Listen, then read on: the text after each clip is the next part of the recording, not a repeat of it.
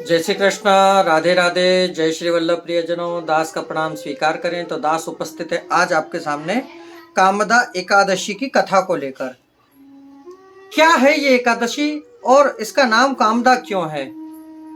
इसके नाम में ही इसका अर्थ है कामदा। इस एकादशी के व्रत को करने से मनुष्य के जीवन के हर एक काम सिद्ध हो जाते हैं। कैसे सिद्ध हो जाते हैं तो जानेंगे इस कथा के माध्यम से। कथा शुरू करने से पहले दास आपसे नित्य की तरह निवेदन करना चाहेगा कि यदि आप हमारे चैनल पर नए हैं तो सर्वप्रथम हमारे चैनल को सब्सक्राइब कर लें, बेल आइकन बटन को दबा लें, हो सके उतना इसे शेयर करें, लाइक करें और कमेंट बॉक्स में जय श्री कृष्ण, राधे राधे, जय श्री वल्लभ या आपको जो भी पसंद हो वो आप लिख सकते हैं। तो चलिए शुरू करते हैं आज की एकादशी। एक बार रघुवंश के प्रतापी एवं धर्मात्मा राजा दिलीप ने गुरु वशिष्ठ जी से पूछा कि गुरुदेव कृपा करके चैत्र मास के शुक्ल पक्ष की एकादशी का नाम क्या है और उसकी विधि बताइए। वशिष्ठ जी ने उत्तर दिया, राजन, चैत्र महीने के शुक्ल पक्ष की एकादशी का नाम है कामदा। यह कामदा एकादशी अपने प्रभाव से पापों को जला डालती है। इसके व्रत से सभी को पुत्र प्राप्त होता है और बुरी योनि से भी मुक्ति मिल जाती है और अंत स्वर्ग में जाकर पुण्य को प्राप्त होता है। इसके महात्म्य से संबंधित एक पौराणिक कथा है जो मैं तुम्हें सुनाता हूं, ध्यान पूर्वक सुनो। गुरु वशिष्ठ जी कह रहे हैं रघुवंश के एक प्रतापी राजा से, दिलीप से, क्या भोगीपुर नाम का एक नगर था। वहां पुंडरीक राज्य किया करता था। पुंडरीक राजा बड़ा ऐश्वर्यवान, धन संपत्ति से संपन्न था। भोगीपुर में अनेक अप्सराएं, गंधर्व, किन्नर आदि रहते थे। वहीं संपूर्ण वैभवों से युक्त घर में ललित और ललिता नामक स्त्री पुरुष रहते थे। दोनों में परस्पर घनिष्ठ प्रेम था और वे सदा ही भोग विलास की इच्छा में तृप्त रहते थे। ललित के हृदय में सदा ललिता रहती थी और ललिता के हृदय में सदा ललित रहते थे। वे दोनों के ही हृदय में उनकी मूर्ति बनी रहती थी। अलग हो जाने की कल्पना मात्र से दोनों व्याकुल उठते थे। तब एक बार गंधर्वों सहित राजा पुंडरीक सभा में बैठे थे। अन्य गंधर्वों के साथ ललित भी गायन कर रहा था। वहां उसकी प्रिय पत्नी ललिता उपस्थित नहीं थी। ललित को गाते गाते अचानक उसका ख्याल आ गया। इससे उसके गायन में लय गड़बड़ा गई। नागराज करकोटक ने राजा का ध्यान इस ओर आकर्षित किया तथा वास्तविकता का ज्ञात होने पर पुंडरीक ने ललित को शाप दिया, अरे दुराचारी, तू गाना मेरे सामने गा रहा है और मन ललिता में लिए बैठा है। इससे जा, तू राक्षस हो जा। मैं तुझे शाप देता हूं, जिससे तू राक्षस होगा तो कच्चे मांस को खाएगा और मनुष्यों को खाने वाला राक्षस बनेगा।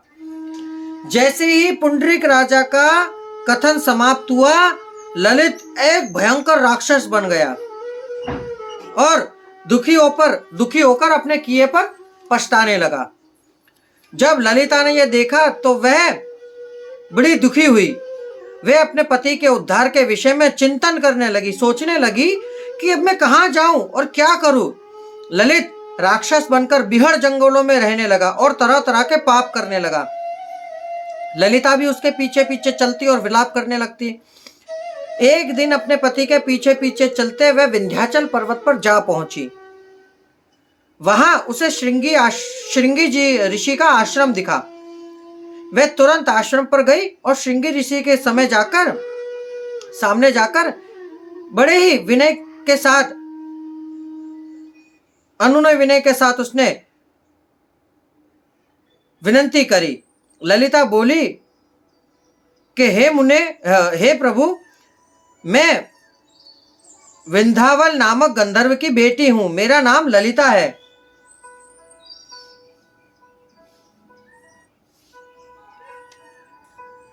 मेरे पति राजा पुंडरीक के शाप से राक्षस हो गए हैं, इसलिए मैं बहुत दुखी हूं। कृपया करके आप मुझे कोई ऐसा उपाय बताइए जिससे मैं उन्हें राक्षस होने से छुटकारा दिला सकूं।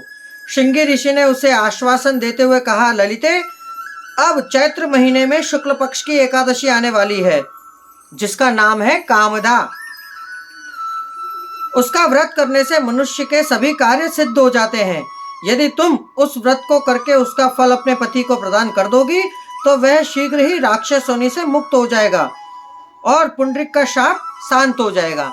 मुनि के कहने के अनुसार ललिता ने कामदा एकादशी का व्रत किया और अगले दिन द्वादशी को ब्राह्मणों के सामने अपने व्रत का फल का संकल्प अपने पति को कर दिया। फिर भगवान से प्रार्थना की कि प्रभु, मैंने जो व्रत किया है उसका फल मेरे पतिदेव को मिल जाए, जिससे वह शीघ्र ही राक्षस योनि से छुटकारा पा जाए। उसके द्वारा एकादशी का फल देते ही ललित की राक्षस योनि छूट गई और गंधर्व पुराने रूप में आ गया। अनेक प्रकार के वस्त्र और आभूषणों से सुसज्जित होकर पहले की तरह ललित के साथ विहार करने लगी। ललिता के साथ विहार करने लगा। कामदा एकादशी का कुछ प्रभाव ऐसा हुआ कि वे दोनों पहले की अपेक्षा अधिक सुंदर हो गए और विमान पर आरूढ़ हो स्वर्गलोक को चले गए। कहते हैं कामदा एकादशी को लक्ष्मी नारायण की पूजा की जाती है और आहार में केवल लौंग ली जाती है। तो प्रियजनों, इसका नाम कामदा एकादशी है। इस एकादशी को, या हम तो यही कहेंगे कि एक वर्ष में सिर्फ 24 एकादशी आती है और अधिक मास की 2 एकादशी, यानी कुल 26 एकादशी। 365 दिन तो पेट भर के अन्न खाते ही हो ना। 26 दिन नहीं खाओगे तो क्या भूखे मर जाओगे? तो हम आपसे 2 हाथ जोड़कर निवेदन करना चाहेंगे कि हो सके उतना आपसे एकादशी का व्रत अवश्य करिए। देखिए कितनी सुंदर सुंदर कथाएं आती हैं।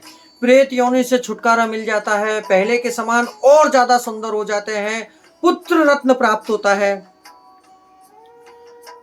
तो प्रियजनों, ये थी कामदा एकादशी की कथा। यदि सुनकर आपको आनंद की अनुभूति हुई हो तो इसे शेयर अवश्य करिएगा। अब दास को आज्ञा दीजिए। जय श्री कृष्ण, राधे राधे, जय श्री वल्लभ।